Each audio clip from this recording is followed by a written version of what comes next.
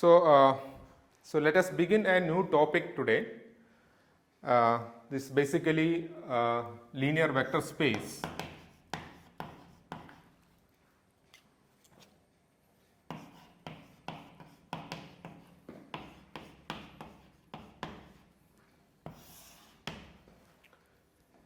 So now another 1 or 2 weeks we will be discussing mostly the linear vector space, and so that in future in your certain subjects, physics subjects like quantum mechanics and all, you will have a more benefit. Okay, so listen to these things carefully. So what is a linear vector space? So consider a set of quantities. So you call that quantities as phi, chi, psi, etc. Okay. So this is a set of quantities. Okay. In a vector space V, I denote it as, so this as a vector space V. Okay. So if you have any questions or anything, you have to ask me. Okay. So I may not be able to see your message. Okay. So you switch on your mic and ask. Okay. I hope you are able. Yeah. Recording. You can record it yourself. I don't think there is any problem. Yeah. Okay. So anyway, I am recording it in the camera, so I will share it. Otherwise, you can record it, no problem. Okay. So there is a linear vector space V. Okay. So we denote it that as LVS. Okay. It's a linear vector space V. That vector space contains a set of quantities which is actually which are vectors. Okay. We call that as a vectors. So they satisfy certain properties. Okay. So what are those properties? So this notation, the notation I am using now, the ket phi. So this is called as ket phi. Okay. So this is how do you say this? Ket phi. Okay. So this is a ket notation. This basically Dirac's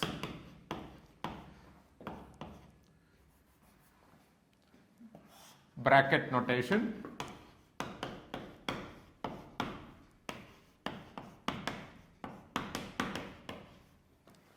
Okay. So this is called ket vector. Okay. So a set of quantities ket phi, ket psi, ket chi, etc. form a linear vector space if they satisfy the following properties. Okay. So one is ket phi plus ket psi is equal to ket psi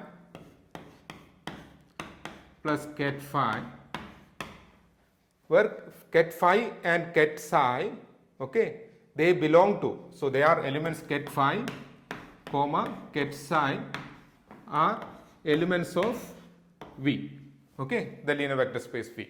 So ket phi plus ket psi is equal to ket psi plus ket phi, which also a element in V. Okay. So those vectors satisfy this. And second one is ket phi plus ket psi plus chi is equal to ket phi. You know this vector additions and all. So now we are using a different notation, ket phi psi plus psi plus ket chi. Okay. So this also so obviously if this is satisfied, this is also, because each vectors actually ket phi, ket psi, ket chi are all elements in that linear vector space. So now let us look at the third one. So there exists a null vector. So it is actually a null vector. So what is the property of this null vector? Ket phi plus any vector in that linear vector space, any vector in that linear vector space, you take, you get the sum of that vector with the null vector will give you that vector itself. So there exists in a linear vector space, there exists a null vector. And the next one is, in the same linear vector space, there also exists a vector minus phi. Okay. So there exists a vector minus phi, because ket phi is a vector in that space. So there also exists a minus phi such a way that minus phi plus ket phi is equal to a null vector. So these properties all of you know, so there is no question about that.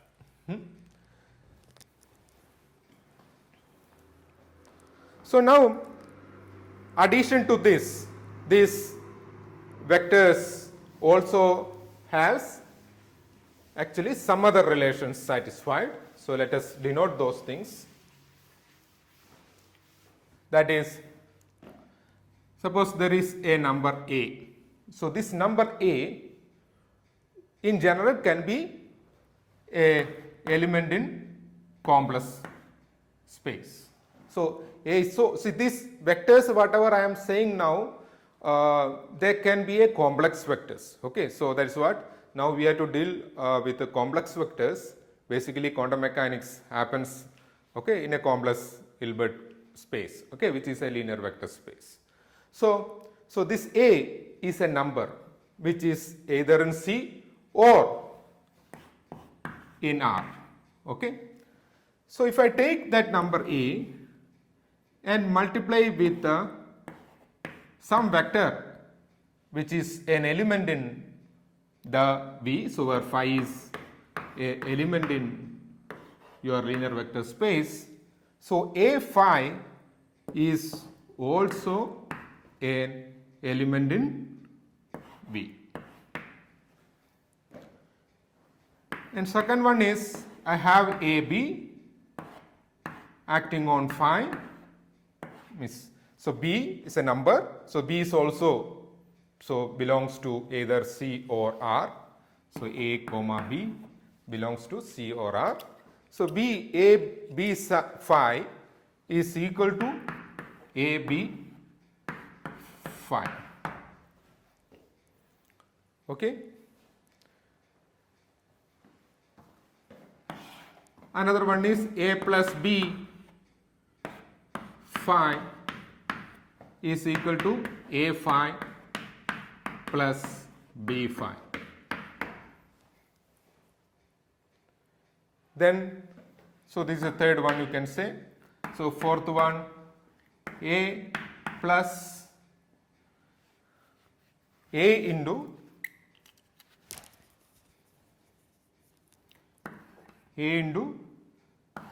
phi plus psi, where phi and psi are elements in that linear vector space.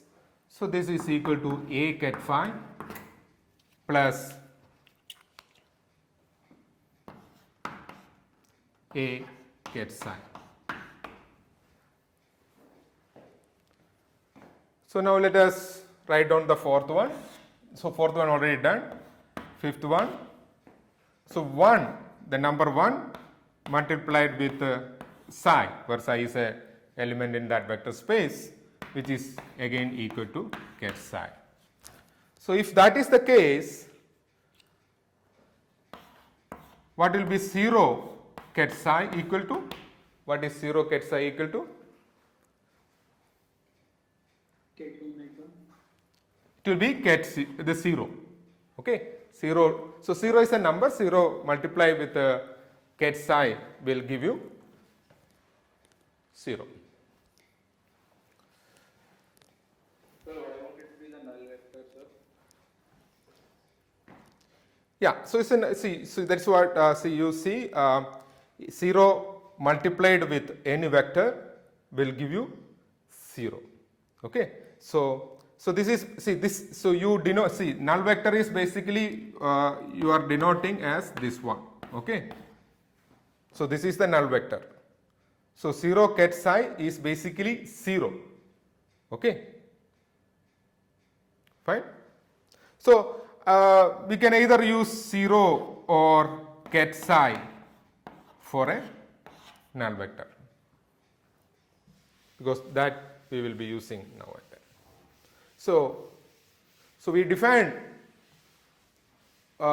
these operations of the members of a linear vector space. Now we can actually move to a dual space. So what is a dual space?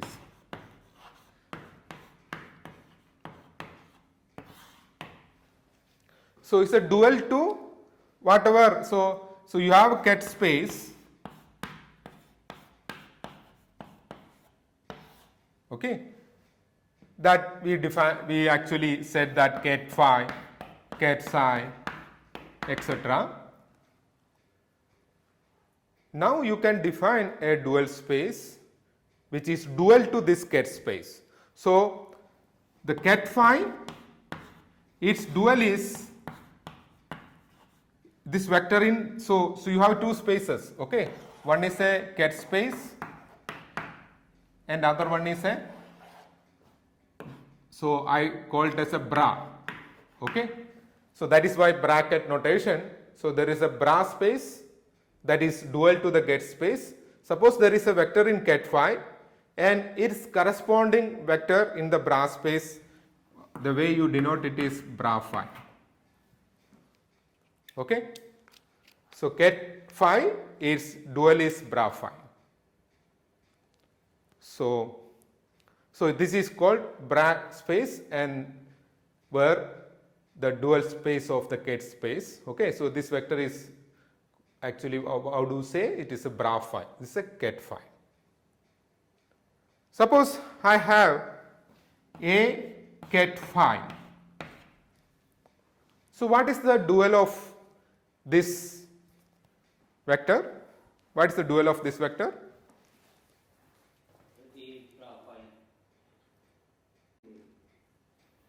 Bra phi, bra phi A. So I put a question mark, okay. So is it bra phi A? Anybody has any idea? Yeah? And be A bra phi because A is a complex number. So this is in general this is a complex number. So when this number goes to the dual, that will become A star, the complex conjugate. So A phi dual is basically A star bra phi, okay.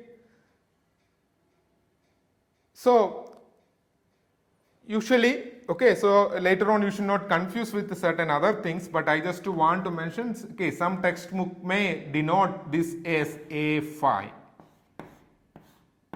okay. Some textbooks may denote this A ket phi as ket A phi. So this basically means A is a number multiplied with the ket phi, okay. So this dual can be written as phi A or A phi, bra A phi, okay. Some the textbooks will denote like this, but you should not confuse because certain other things, because there are certain states. Suppose you have state itself, okay. So now I am actually slowly saying state, okay. So what is state? So now I said that ket phi, bra phi and so on, but suddenly I am saying state. So why state coming into the picture? In quantum mechanics, okay, so most of the physical quantities, actually the physical systems, you can denote as a vector, okay. So you denote those vectors as a ket vector. So suppose you have an electron. So if you have an electron, it is, you can actually represent that electron as a state vector. So this basically means the electrons with the spin off. So this is also the state of that spin. So the state of a spin is a vector in a linear vector space. Okay. So this represents a electron, okay, with the spin off. So similarly, there are some other states. Suppose you want to represent a ideal laser light. Okay, it's an ideal laser light as a state. It is basically denoted as ket alpha. Okay, so ket alpha is the ideal laser light, where alpha is a complex number. So this is a complex number. So this represents an ideal laser light. It's called a coherent state. Okay. Now this alpha is a number. I can write this alpha number as basically some alpha 1 into alpha 2, right? So I just want to say that you should not confuse this. Why? Because that is only a notation. So this one I can write it as, if alpha is a number, I can write it as some alpha 1 into alpha 2. But this is not equal to alpha 1 ket alpha 2. So this you should be careful. So that is why I just talked about that. This only a notation. A is a number multiplied with ket phi can be denoted as a ket a phi, and its dual can be written as bra a phi. But ket alpha, if I write it as alpha 1 into alpha 2, this alpha 1 I cannot take it outside of that ket. It is not a, alpha 1 is not a number multiplied with a ket alpha 2. Okay. So I hope you understood that point.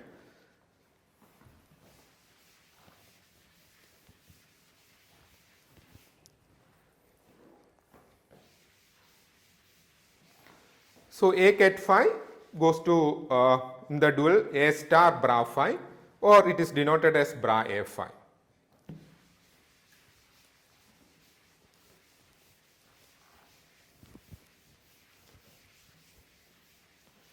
So for your understanding, you know the Cartesian, the Euclidean space. Okay, so the vector, the three-dimensional vector v. So now three-dimensional vector v, I denote it as ket v. Okay. So earlier you have been writing the notation like something like this or something else. Okay. So you write this is equal to x cap plus y cap plus z cap. Okay. So this vector v, now onwards I will write it as ket v. Okay. So ket v is this vector, a three-dimensional vector in Euclidean space. So then what is bra v? So this is the ket space, right? In ket space, ket v represent this vector. So you know that we can actually represent this vector as a column vector. So I will come to you about how this is happening like this, but you can actually represent this as a column vector x, y, z. So it is a real space. So I represent this ket v or the vector v as x, y, z. So what is the dual vector? Because there is no dual vector, you have learned earlier. Okay. So the dual vector of this is bra v. But then what is the dual of this? Dual of this is a row vector, okay, x, y, z. Okay, it is a row vector. So the ket vector are basically the column vectors and the bra vectors are basically the row vectors. So when you go from ket to bra, so here I have just written x, y, z to x, y, z, but these are real quantities. In general, any vector is a complex vector. Okay. So I can denote it as any general vector. Okay. So I had to discuss about how to write a vector or a state in a given basis. So then you will understand how it has become a column vector for a ket phi, or as a notation wise you can take it like this. So ket phi, in general you can write it as a infinite dimensional a column vector, that is, say it is C1, C2, C3. Okay, and let us talk about n dimensional. Okay, C1, C2, C3 up to Cn. Then its bra vector is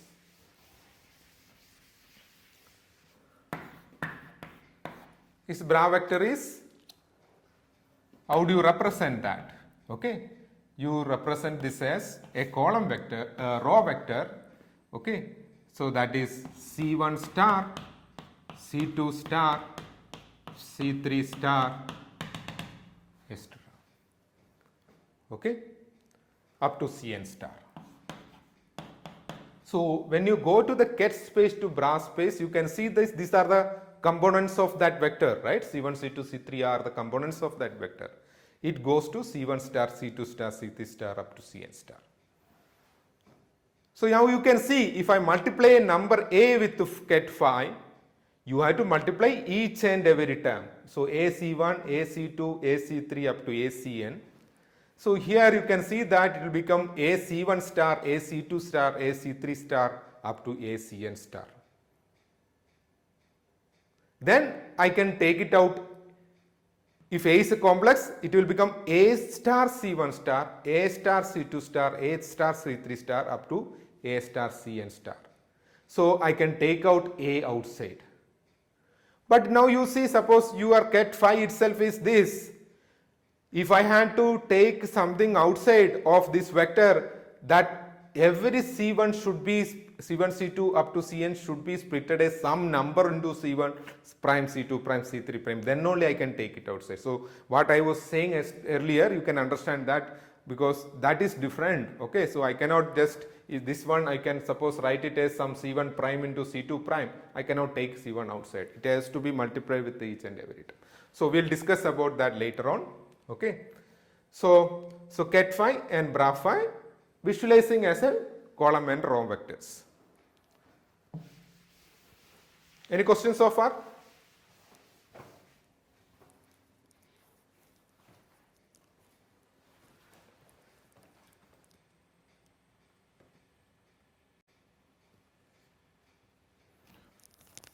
Okay, so if there is no other question, we will move on to the next one. So what is a norm of a vector? Okay, so how do, okay, so before defining the norm of the vector, so suppose I have two vectors, ket phi and ket psi. I have two vectors in a linear vector space. Now I can define an inner product.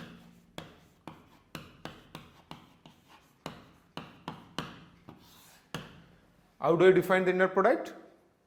So inner product of these two vectors ket phi and ket psi is written as bra phi ket psi.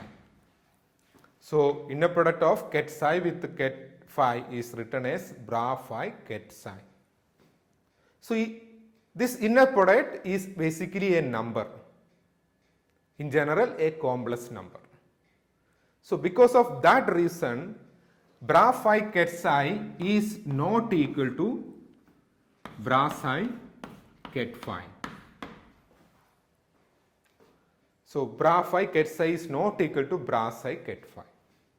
What is it? Bra phi ket psi equal to bra psi ket phi star. In a real space, whatever we have been discussing, you knew earlier. Suppose you have a vector v1 and you have another vector v2. The inner product of these two vectors are v1, okay, bra v1, v2. Suppose you write it as column vector. So what you should do when I want to take inner product of two vectors? So I want to take the inner product of this vector with this vector. So I write down ket psi and take the bra, the dual of this ket phi, and take a product like this. So, but basically that means, because earlier we have been discussing about the representation of ket v1 and ket v2. So suppose you represent this as some numbers a1, a2, a3 in a three-dimensional real space. So this one, suppose you write it as b1, b2, b3, then get the inner product of v2 with v1 is okay. So inner product of v2 with v1. So how do you do this? So ket v1 is basically a column vector, that is a1, a2, a3, and ket v2 is a bra vector. So that is, these are real space. Now see, we have taken an example which is basically in a real space. So this b1, b2, b3 b is just b1, b2, b3. So if you multiply these two, so what are you going to get? You get a1, b1 a1 plus b2 a2 plus b3 a3. You have to just do the multiplication. So b1 a1 plus b2 a2 plus b3 a3, that can be written as a1 b1 plus a2 b2 plus a3 b3.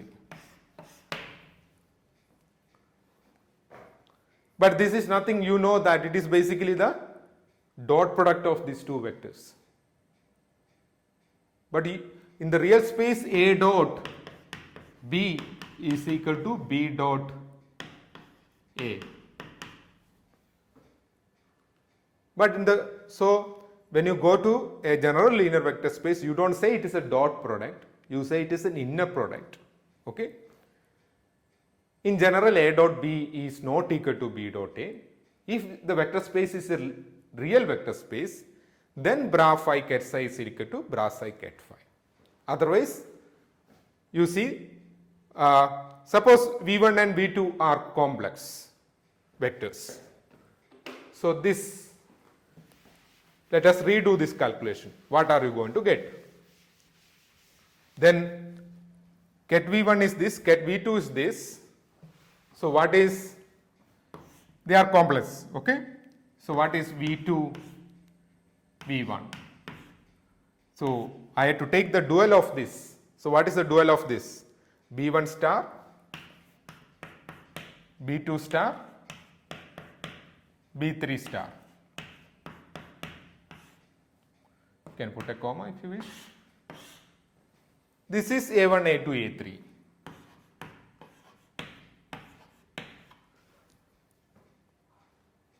So when you multiply this, what are you going to get? b1 star a1 plus b2 star a2 plus b3 star a3.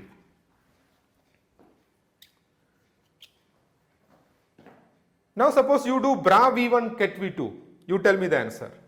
What is bra v1 ket v2?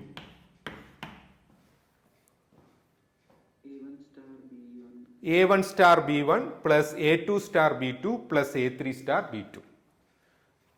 If you are not understood, you do the same procedure. You get a1 star b1 plus a2 star b2 plus a3 star b3.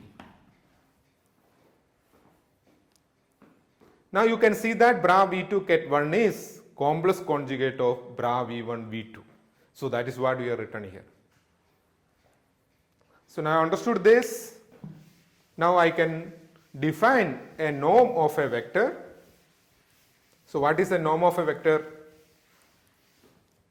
You usually say in earlier classes, it is a basically magnitude of the vector. Okay.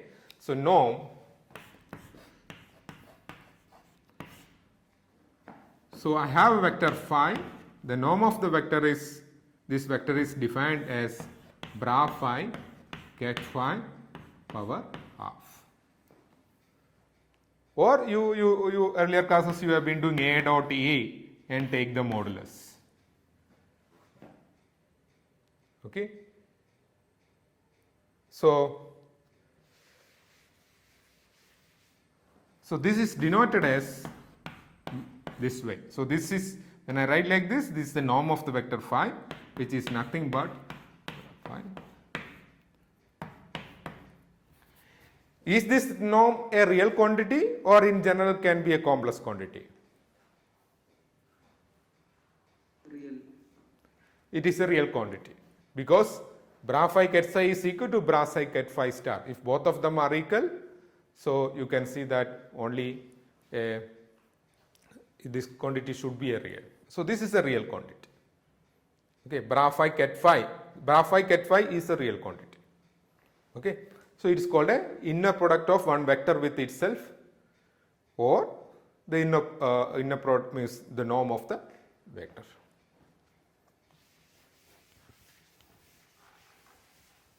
Any questions now?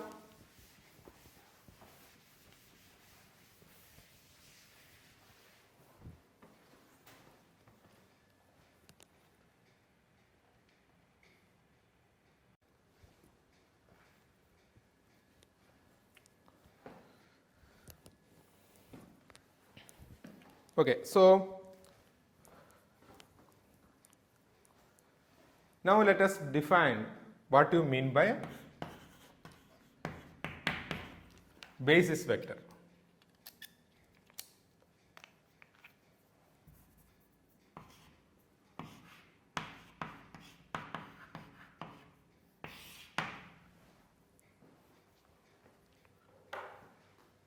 So anybody have any idea what you mean by a basis vector or basis set? Okay. See, a set of vectors can be a basis vector. So there is, so now you are talking about an n dimensional vector space, okay, a linear vector space. So n dimensional linear vector space you are talking about. So how do you find out a set of vectors they are basis vectors? So what you mean? So we have to understand what you mean by a basis vector. So what is a basis vector? So it has to, if a set of vectors, for example, ket phi 1, ket phi 2, etc. up to ket phi n, okay. Suppose this is a set of vectors in a given linear vector space. Now you want to see whether this set of vectors form a basis vectors or basis set. Okay, suppose this is a set, whether this form a basis set. So first condition is these vectors should be linearly independent.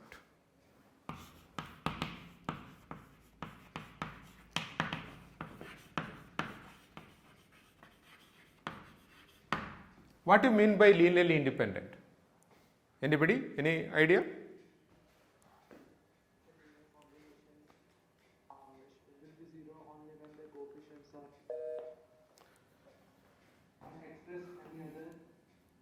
Yeah, so mathematically what you can write it as the summation Ci ket phi I, okay, I is equal to 1 to n, suppose you write this, okay. If you can find the solutions for this equation, that is basically C1, Ci, not C1, Ci, C1, C2, C3, etc. A non-zero Ci's, if you can find out for this equation as a solution, then they are linearly dependent. Okay. So if you can find, if you find a non-zero Ci's for this equation, then then they are linearly dependent. So if all Ci's are 0 explicitly, then it is a linearly independent. In other words, if I take any vector ket phi 1, if I am able to write down that ket phi 1 in terms of the other vectors, that means they are dependent, right? They are linearly dependent. Okay. If you are not able to write down one vector in terms of the other vectors, then they are linearly independent. So these vectors, so if this set, you want this set to be a basis vector, then you should satisfy this condition. Okay, they should be linearly independent. What is the second condition? It should span all the space. So what do you mean by span all the space? Yeah, that means if you take any other, so this is a set of vectors in a linear vector space V. So there are so many other vectors also in that vector space. So you take any vector in this linear vector space, and if you are able to write down those vectors as a linear combination of these vectors, then these vectors are called as basis vector, or that this set of vectors span all the space. Okay. So any vector in that vector space should be able to write it in terms of this set of vectors. Then if these two criteria are satisfied, then we call that this set as a basis set. So any question on this? Okay, no. Maybe you may have heard this in your some other class, but now I am really going very slowly, so but understand this concept clearly. So now I will ask you a simple question. In two-dimensional vector space, that is say this board, okay. So you have E1 cap, so E1. So E1, this is basically what you have been writing it as an S cap. So I will be using this notation, okay, to denote a unit. So what you mean by a unit vector or normalized vectors? Because norm is basically bra phi ket phi power 1 by 2, right? This is basically the norm. So if you take any vector phi, it is basically not normalized. So what do you mean by normalizing this vector? So if normalized means bra phi ket phi, suppose this is equal to 1 or the norm of the vector is 1, then you say that that vector is normalized. Okay. So this ket phi, if it is not normalized, suppose this is not true, okay, suppose it is some number, so you take that vector and divide it with the norm of that vector. Okay. So this will be a normalized vector. So you can get a norm of this vector as 1, ket phi by the norm, okay, you can get it as a 1. So yeah,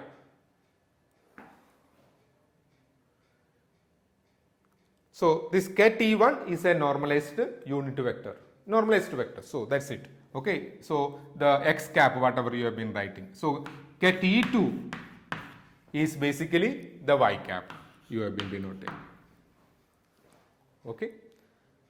Now you tell me whether in this two dimension ket E1 and ket E1 plus ket E2, so this is a set, two vectors, whether these two vectors form a basis. So it's a question to you. I have two vectors, ket E1, another one is ket E1 plus ket E2. In your earlier notation, x cap and x cap plus y cap, whether that form a basis in two-dimensional plane. They do, sir. Yes, sir. They do, because I cannot write ket E1 in terms of ket E1 and E1 plus E2, because E2 is missing in this. So they are linearly independent. I cannot, because you cannot find a non-zero coefficients. Second one is any vector you take in two-dimensional plane, I can write it in terms of x cap and y cap. Okay, that means I can write it in terms of E1 and E2. So everybody understood that. So now I'll ask you a question. So I have E1, E2,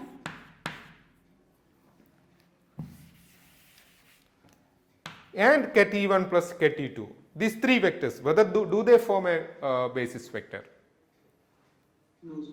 No, because they are linearly dependent. Okay. Do they span all the space, these three vectors? Yes. So they span. So that condition is satisfied, but they don't, they are not linearly independent. Okay, they are linearly dependent. So the next question is E1 and E2. Whether these two vectors form a basis vector in three-dimensional space? No, sir. No. Why? Because they are linearly independent, but they cannot span all the space. Basically, if something along the z direction, suppose vector is in a as x component, y component and z component. So E3 component is also there, suppose. Then I cannot write that vector as a linear combination of E1 and E2. Okay? Sir, Yeah. excuse me, sir. Yeah. Sir, can you explain why the previous one is not a basis vector, just previous to this, whatever you have written? Sort of. That means E1, E2 and E1 plus E2, right? This set. Yes, sir. So these three vectors, what you can see is, so now let us write down this equation. Okay, so let us mathematically do the thing. Okay, so summation, so C1 get E1 plus C2 get E2 plus C3 get E1 plus get E2 equal to 0, right? I should find out as C1, C2, C3, because if I can find C1, C2, C3 as 0, then they are linearly independent. Suppose I find that sum of C1, C2, C3 are not 0, okay, then they are linearly dependent. So now you see C1 E1 plus E2 E2 plus C3 E1 plus E2. So you can now write it as C1 get, so C1 plus C3 E1 plus C2 plus C3 E2 equal to 0. Is this understood? I am just writing this equation as this. Now the question is, E1 and E2 are linearly independent. That is given to you. Okay. So E1 and E2 are linearly independent. Okay. I cannot write because it's like x cap and y cap. These are E1 and E2. They are also orthogonal. So linearly independent, nothing to do with the orthogonality. Okay. Orthogonal vectors will always be linearly independent. Okay. But all linearly independent vectors are not orthogonal. But in this case, these two x cap and y cap are orthogonal. So they are obviously linearly independent. That means I cannot write s cap in terms of y cap. So E1 and E2 are linearly independent. Even if E1 and E2 are linearly independent, its coefficient should be, in this equation, coefficient should be equal to 0. That means C1 plus C3 equal to 0 and C2 plus C3 equal to 0. If I solve this, I will get a non-zero C1 and C2. Okay. So that means these three vectors are linearly dependent. So is that clear? Yes, sir. Okay. So in the last class we discussed about the gram determinant, right? So using the gram determinant you can find out whether the vectors are linearly dependent or independent. What you should do? You find out the determinant. If the determinant is 0, then they are. You don't remember that? Okay, so you go back to your earlier class. Okay, so I will come back to that. Okay, so any questions so far today?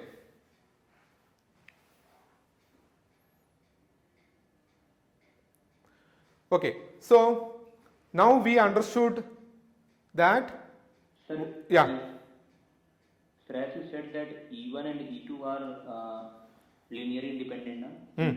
2D it is. If we talk about in 3D, so it can't form a basis vector.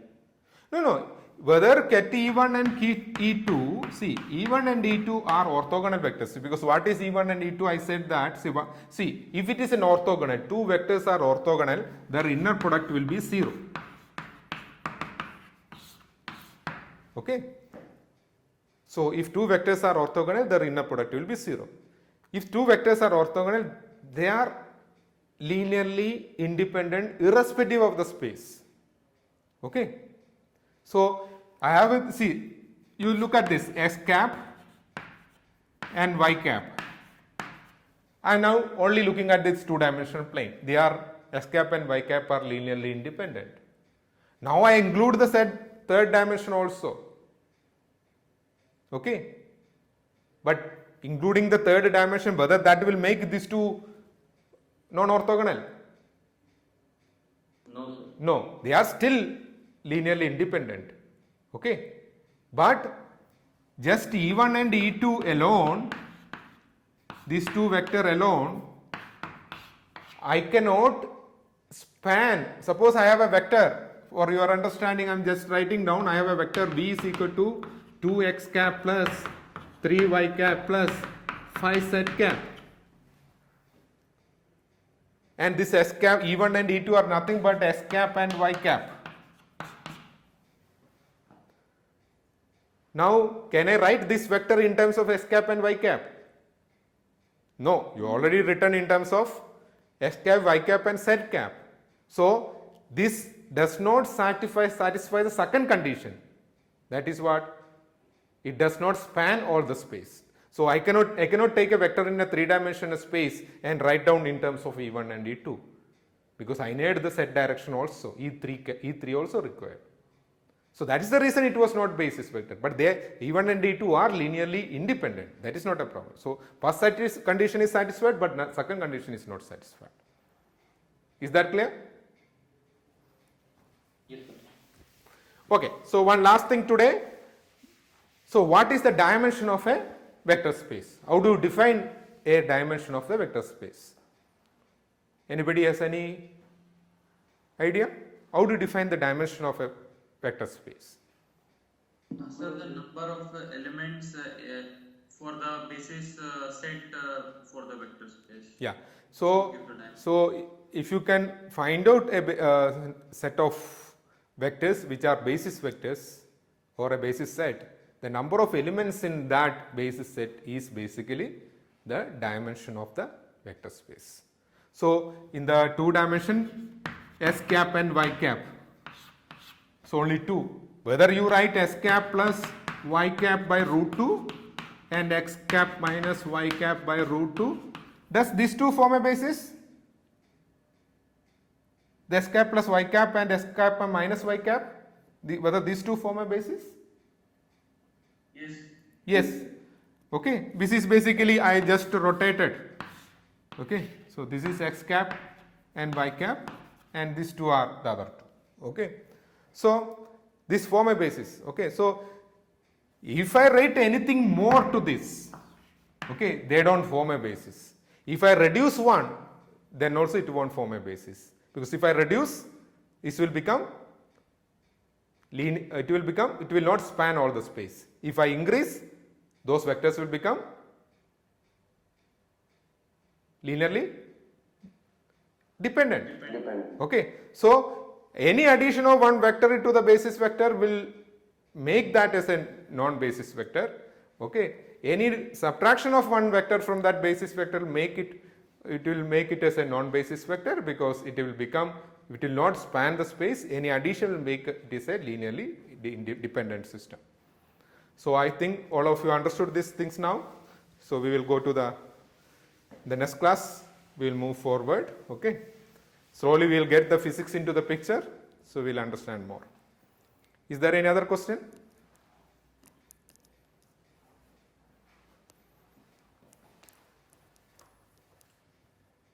Okay, if there is no other question, I stop now.